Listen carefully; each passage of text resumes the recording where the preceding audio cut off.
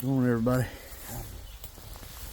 Down here, they're going to go in here and do a little scout around. As you can see, what I'm going through is a freaking mess. She's growed up pretty good. Probably should have some snake boots on. We got the old Georges on, and we're going to bust on through. Once we get through this, it won't be so bad. Let's make our way through here. We'll head back in here to a spot I hunted last year. Well, that I've hunted for several years after. But if you watched any of my couple of videos I had from last year, you'll see this spot on there. But I killed one deer back here with the compound, but I haven't killed nothing with recurve yet since I've switched to traditional archery equipment, which that's all I'm going to be running this year. So hopefully this year's a little better. But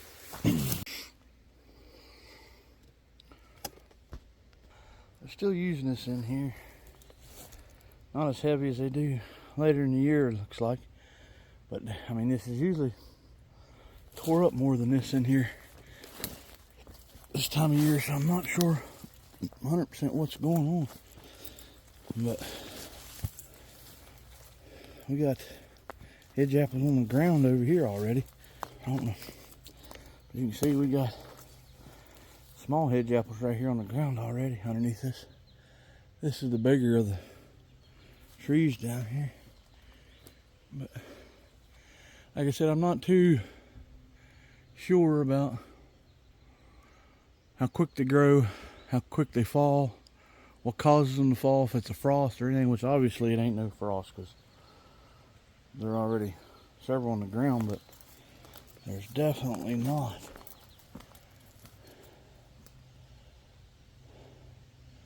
I mean, I don't see any left up in that tree. So there definitely not any, not down here, what was down here last year. Because last year, if you go back and watch that one video, hunting over hedge apple trees, there's hedge apples all over in here. They had this tree. There's some on the ground here. Any stickers. But they had this spot over here at this tree right over here. I'll just go over and show you. If you can go back and reference that video. But they had this freaking spot in here tore to pieces. And they had this down to bare mud in here. I'll zoom out a little bit. They had this down to bare mud. They had hedge apples up on top of here where they was eating them and everything. And they had a freaking wore down trail. And I sat right, see if I can show you here. I sat, which tree was it? That tree right over there. No, what now? Yeah, it has to be. I guess it's because everything's greened up and thick right now. But I sat right there in that tree right there. And I had them, if you watch that video, well, I don't remember if I got them on video because they come in out of this field. And by the time they come in, I didn't see them or notice them until they was, boom, right here. But I don't remember if I had time to get them on video. But, I mean, that tree right there is only 10 yards from where I'm standing, so the deer were maybe 13 yards. I mean, I had a perfect setup. They had no clue I was there. I just needed that one doe. The biggest one, she was standing right in here feeding on hedge apples. And I had one other one come over here, but it was a smaller one. It kind of come over and was right in here, you can see. Where, you know, where that's knocked down where it was. I just needed that big one to step right there so I could get a shot. But she stayed back in here. I wouldn't step over there. As you can see right there with that tree I was in, again, it was that one. I'd have had a good shot because it looks like it's freaking, it looks like it's completely thickened up where you couldn't get a shot through there. But when all them leaves and this brush is down, you can see through here and get a shot. But I just needed her to step from over there to right here and I'd have had a shot. But just wasn't my day to get a deer, I reckon, because she didn't do it. And then they got a little nervous. I don't know if they caught me moving or what it was, but they kind of just worked their way back out into that field and mingled around that way. They come back out in front of me, but it was too thick where I was at to get a shot in. Probably a little too far, but I mean, there is hedge apples on the ground again, but not like last year, so I don't know what the deal is.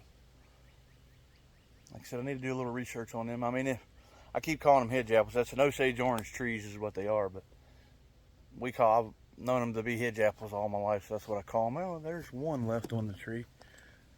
There's a couple left on this tree, maybe. But a lot of people might not know this, I don't know, but the deer they'll eat the crap out of them. It seems like they don't do it till they're rotten, until like later in the year, you know. Around here it seems like it's, you know, December, January before they really are really starting to hit them. In November they're hitting them a little bit, but it seems like the further you get into December and January, that's when they're really tearing them up. Usually by our heritage season, which is the middle of January, they've got them pretty much gone. So that I'd say middle of December, first part of December till the end of December is probably the hottest time of year here in West Virginia to hunt over them. And I mean, it ain't hard to tell if they're hitting them. If you know where there's some hedge apple trees at, just go in and check them.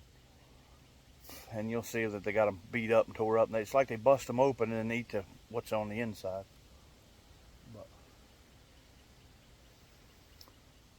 there's a few more hedge apple trees on down here. I ain't gonna check them today though, because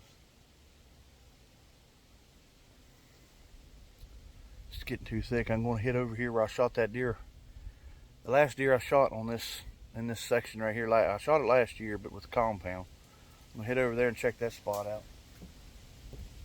The wind don't pick up and start knocking stuff down, but check that spot out again, because that's usually always been a real good spot too. It's a perfect setup for traditional equipment. But once I get over there, I'll get back to you guys and let you see what's going on. Right now I gotta get through all this clump of mess. Hey guys, I just come through all that freaking mess back through there. And I stepped out of this field that, like I said, I usually always hunt. And I'm fixing to check a tree I climbed in last year. If you watched that one video in heritage season, wasn't much of a video, I didn't see nothing, but I'll show you here. This place has grown up massive. I mean, that's usually knocked down. Deer usually travel right through here, going that way. And right over there's that other hedge apple tree that I was just at. Man, well, hopefully that's clear, guys. My lens was all fogged up. I didn't realize it in that dark timber in there. But that other hedge apple tree's right over there in that area. And them deer, they travel down through here and go into it. And they come up through here. And this big cedar right here is one of the cedars I was talking about I hunt that I use that I like that Kodiak Magnum recover mine because it's so short. And I don't even know if we can get in here today, but you can see a slight trail of deer coming through here. I hope it shows up on camera, but I'm starting to get into some better looking stuff. Got a lot of fresh tracks going right up over this hill right here, which is one of the normal trails they always use.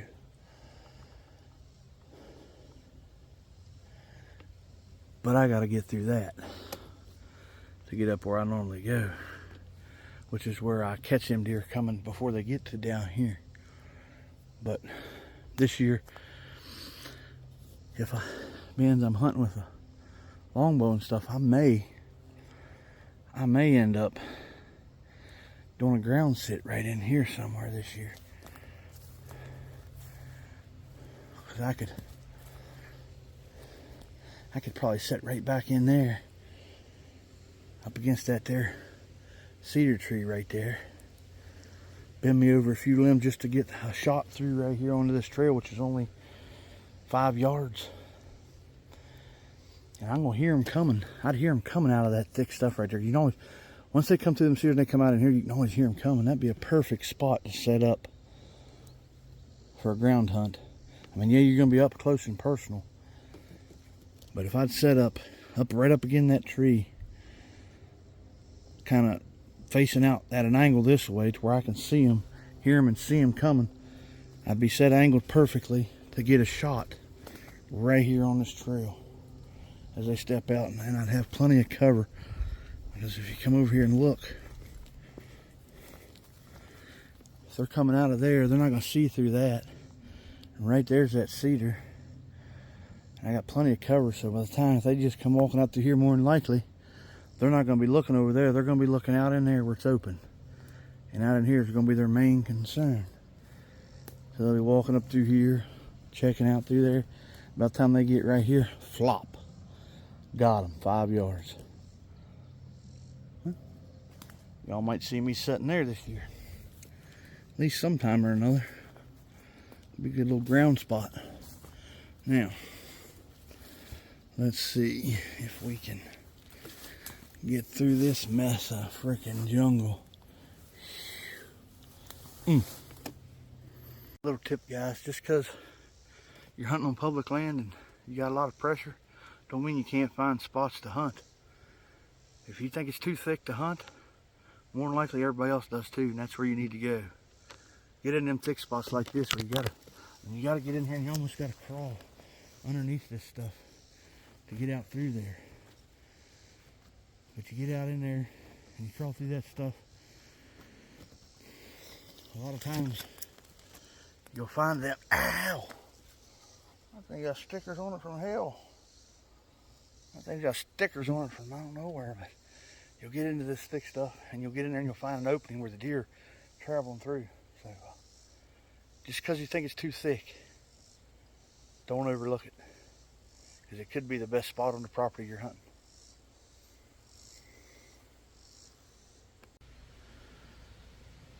I just come through that crap right there.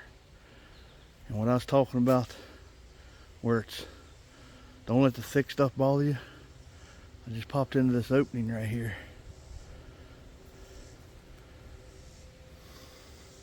There's fresh deer crap and stuff right back there and right over there. I'm done walking around here. I'm fixing to sneak back out of here because it's getting super thick back in there the way I want to go, so I'm not even going to force going that way any further. I marked this spot here on my app so I can find it again. Now I got to go back through all that mess, but you got a perfect little spot to set up and ambush deer. I mean, you got plenty of cover. You can get up against some trees and hide. It's just, it's perfect little spot for a ground setup. And you got old deer crap. You got an old trail going through that looks like was used maybe back in the fall. Like I said, there's fresh crap over there and over there. And it gets super thick again. It's super thick over there, so them deer are traveling. It looks like they're coming through from up in here, traveling down through here, right back over into that way, which leads over to some fields, ag fields, way over that way. But just because it's thick, don't turn away from it. Bust through it and see what you can find. I mean, I don't necessarily recommend wait until season to coming in a place like this and busting through it, because you may just blow everything out of there and it takes a while for it to calm back down. But get in here in the middle of the summer or after season goes out and bust through it and scout it out, check it. Then you know you can kind of get a game plan going for next year or this upcoming season of how you want to come in here. So I'm not gonna bust right back through the way I come in. I'm actually gonna go this way and see if I can find a better way in here. But definitely looks like a good spot to set up. I mean, there's probably even a couple trees here I could probably get up in if I want to set up in a tree. But again, I can't stress it enough. Just because it's thick, don't overlook it. All right, guys, I didn't go into that other spot. Got over there and it was just way too thick, and man, the humidity's just got so high that it's just too hot to try to bust through a bunch of brush again. So I'm gonna head out of here, go pick Dad up. We're gonna go do a little mushroom hunting on another piece of public that we hunt. And so I'll probably be scouting around up there a little bit too while we're up there and see how many deer we see. And maybe I'll take you along on that adventure. We'll catch y'all later. Y'all have a good one.